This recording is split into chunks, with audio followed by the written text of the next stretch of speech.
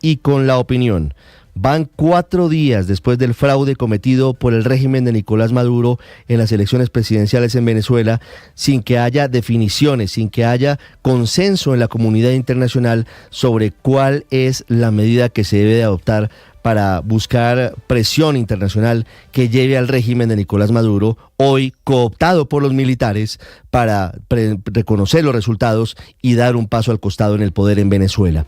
En medio de esas discusiones, en medio de esa controversia, el presidente Nicolás Maduro de Venezuela ha confirmado un canal de diálogo confidencial con el presidente de Colombia, Gustavo Petro, en torno a la crisis política desatada por las elecciones del pasado domingo. Maduro dijo ayer, en una rueda de prensa con corresponsales internacionales, que el presidente Petro le parece una persona respetada, de quien escucha consejos en los días de crisis.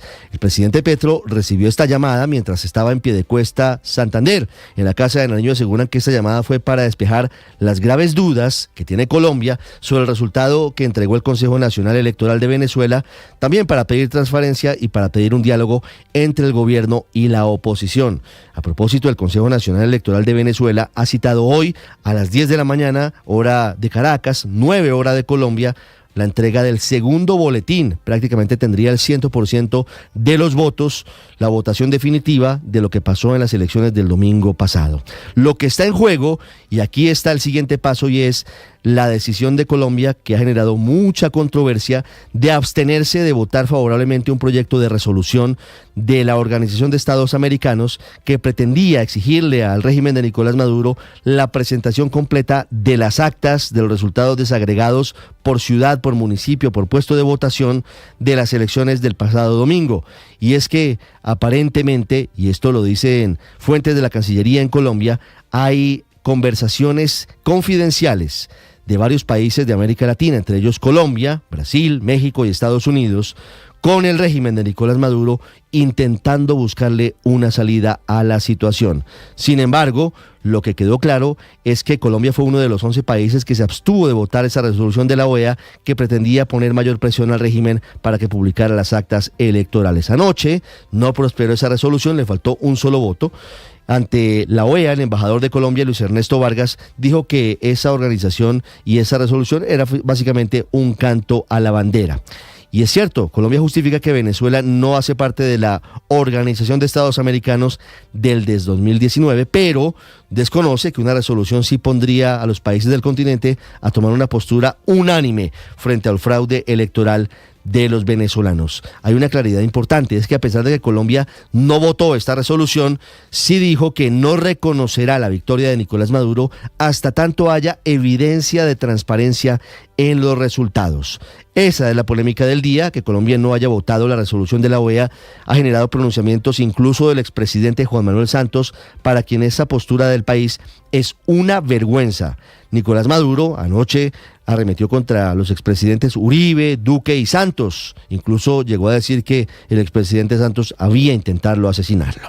En esa misma asamblea de la OEA, Estados Unidos se sumó a Perú y es el segundo país que reconoce a Edmundo González Urrutia como el ganador de las elecciones, como el presidente electo de Venezuela, y ese no es un dato menor. Que Estados Unidos reconozca a González Urrutia y no a Nicolás Maduro es un tema que puede cambiar muchas cosas en torno a la posición diplomática de los países de América Latina. Brian Nichols, el subsecretario para el hemisferio occidental del Departamento de Estado, aseguró que no reconocer a Edmundo González es apoyar el fraude. En las calles de Venezuela, mientras tanto, no paran las protestas. Anoche hubo cacerolazos masivos en Caracas y en otras ciudades, mientras que se reportan ya más de 1.200 detenidos. Oficialmente se habla de 16 muertos, pero podrían ser más, y sigue la incertidumbre por el paradero de 6 opositores capturados por la Guardia Venezolana, entre ellos Freddy Superlano. Solamente hubo una pista anoche por parte del régimen, lo hizo Diosdado Cabello, quien aseguró que Freddy Superlano está detenido y hablando muy bien, lo que confirma las denuncias del partido de Freddy Superlano sobre la posibilidad de que esté siendo torturado para que declare en contra de María Corina Machado. Anoche protestó el chavismo, se manifestó en el Palacio de Miraflores, mientras que hay represión de la Guardia, hay protección de centenares de integrantes de la Fuerza Armada a las estatuas de Hugo Chávez para evitar que vuelvan a ser derribadas, mientras que hay nuevas amenazas del presidente Maduro diciendo que si quieren pasar a un grado mayor de la revolución, está listo para hacerlo, amenazando de nuevo con endurecer su posición y avanzar decididamente hacia lo que ya es, que es una dictadura militar. En Colombia sigue la preocupación por la crisis política en Venezuela, no solo por la violencia, sino también por la economía. El Ministerio de Hacienda advirtió que la crisis pone en riesgo la importación de gas que está en los planes de Ecopetrol. Por eso su presidente Ricardo Roa reconoce que seguramente el gas importado será más caro, pero asegura que la compañía trabaja para tener el menor impacto posible. Hablando de economía, hay varias noticias en Colombia. Desde hoy suben los peajes, el segundo aumento de este año, que es del 4,64%. Todos los peajes, los de la ANI y los de Invías. Se quejan los transportadores de carga, a quienes el ministro Ricardo Bonilla les advierte que no será el único incremento. Insiste en que el galón del diésel debería aumentar entre 2.000 y 3.000 pesos y eso ya produce molestias.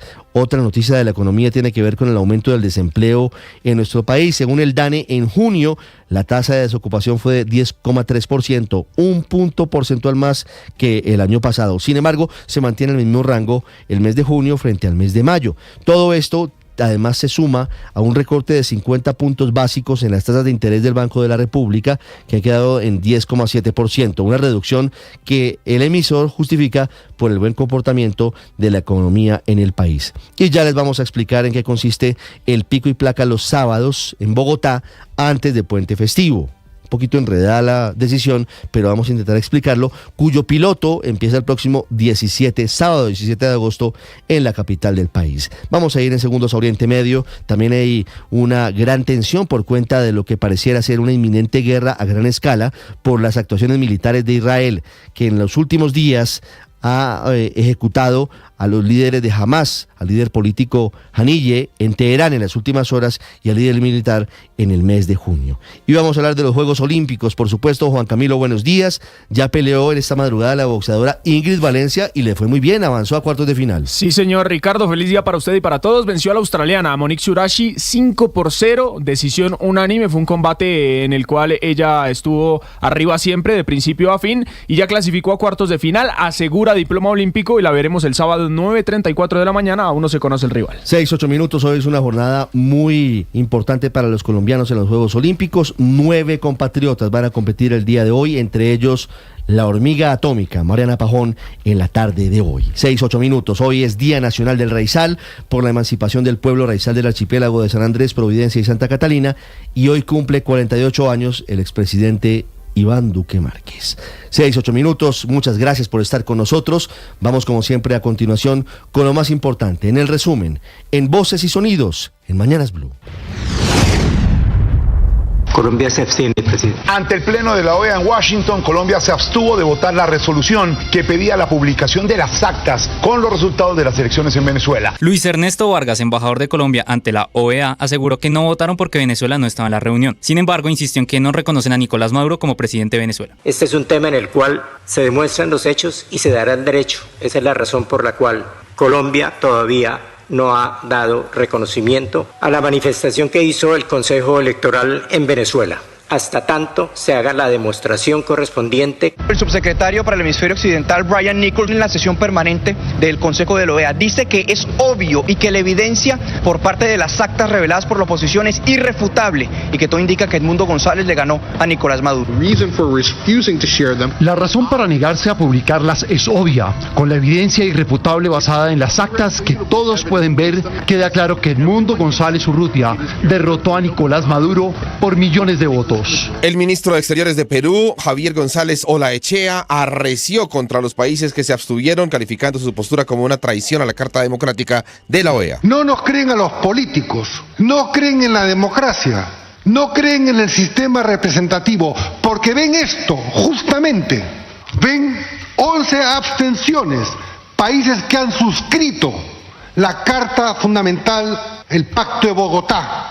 Y en medio de este encuentro fue el secretario general de la OEA, Luis Almagro, quien aseguró que solicitará cargos contra Nicolás Maduro. Maduro anunció un baño de sangre, lo cumplió, lo está cumpliendo, 17 muertos. Reconozco que fue algo que impresionó cuando lo dijo, reconozco que es algo que me impresiona mucho más cuando lo está haciendo. Hay premeditación, alevosía, impulso brutal, ferocidad, ventaja superior.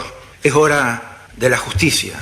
Y luego la publicación del presidente Gustavo Petro en redes sociales en las que aseguró que hay serias dudas en torno a las elecciones en Venezuela y pidió publicar las actas, el mandatario sostuvo una llamada con Nicolás Maduro. El presidente se encontraba en Piedecuesta en un evento de Ecopetrol cuando su asesora Laura Sarabia, la jefe de gabinete, se acerca, le entrega un teléfono y el presidente se retira de este evento para hablar. Y ya en el evento el presidente volvió a hablar de la crisis en Venezuela, asegurando que se estaba acercando la guerra en la región. ¿Y no se nos está acercando la guerra en el vecindario?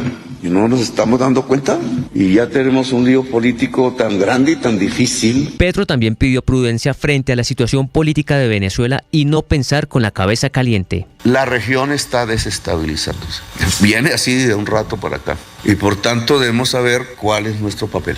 En circunstancias difíciles, en donde indudablemente tenemos que actuar con prudencia máxima, porque de lo que está aconteciendo en nuestro alrededor, los más afectados, pues vamos a ser nosotros. Y Maduro habló de esa conversación que sostuvo con el presidente Petro. Yo tengo un buen nivel de diálogo y respeto por el presidente Petro y lo ayudamos en silencio a hacer la paz en Colombia. Nunca opino de los asuntos internos de Colombia.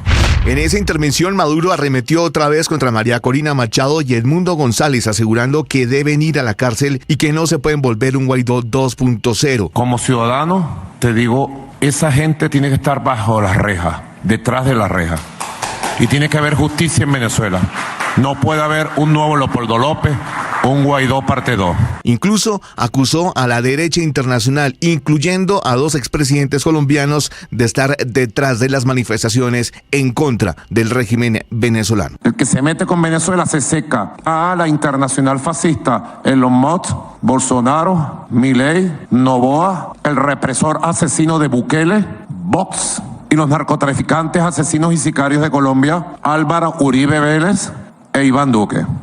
El ministro de Hacienda Ricardo Bonilla confirmó que desde hoy jueves las tarifas de los peajes a cargo de la ANI y del Invías serán un 4,64% más costosas. Este es el segundo aumento en el año. Suben en el 50% de lo que estaba pendiente respecto a la inflación del 2023. Bonilla también entregó detalles de cómo sería el aumento del diésel para grandes consumidores en el país. Tenemos que cerrar una brecha que es insostenible y que este año debería tener un incremento de entre 2.000 y 3.000 pesos. La brecha es de 6.000 pesos y habría que cerrarla entre los años 24 y 25. El desempleo en Colombia aumentó a 10.3% según el DANE. Es decir, 248.000 colombianos más están sin trabajo. Andrea Ramírez, subdirectora del DANE, entregó las cifras de los sectores que más aportaron a las personas con empleo. Fueron la industria manufacturera con 153.000 personas, información y comunicaciones con 124.000, alojamiento y servicios de comida con 85.000 y por otro lado las que más disminuyeron fueron administración pública y defensa, educación y atención de la salud, que cayó 172.000, construcción 129.000 y actividades profesionales científicas y técnicas con 110.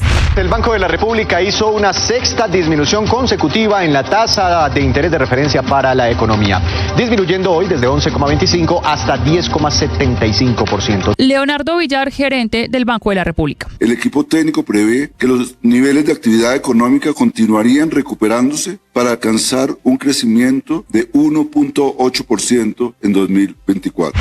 El alcalde, Carlos Fernando Galán, confirmó que a partir del sábado 17 de agosto entrará en vigor el plan piloto del pico y placa regional en los 9 corredores de Bogotá. Serán horarios de 3 horas, serán pares e impares. Los pares son los que salen primero y los impares saldrán después. Israel anunció la muerte del jefe militar de Hamas en Gaza, Mohamed Dief, 20 días después del ataque directo que lanzó en el sur de la franja para acabar con él y que causó la muerte de al menos 100 personas en una zona de campos de refugiados para desplazados por la guerra cerca de Jan Yunis. Hoy en la madrugada, muy temprano, Lorena Arenas marcó récord nacional y aún así quedó cuarta de los Juegos Olímpicos. Estuvo también muy cerca de la medalla en la marcha olímpica y obtuvo el diploma. Y la última es Ingrid Valencia, que volverá al ruedo el día sábado. Venció 5-0, decisión unánime a la australiana Mónica Surashi y por eso clasificó a los cuartos de final. Pese a caer 1-0 frente a Canadá, la selección colombiana de fútbol femenino avanzó por primera vez en la historia a los cuartos de final de los Juegos Olímpicos. Su próximo rival será España el próximo sábado a las 10 de la mañana. Hoy las competencias más destacadas destacadas para los colombianos son la final del All Around de la gimnasia artística, donde competirá Luisa Blanco a las 11:15 de la tarde. A la 1:20 de la tarde saldrá la reina de los olímpicos Mariana Pajón en busca de su cuarta medalla olímpica. Primero saldrá por los cuartos de final. Y a las 2 de la tarde Jenny Arias competirá por un cupo a la semifinal del boxeo femenino 54 kilogramos. Estás escuchando Blue Radio.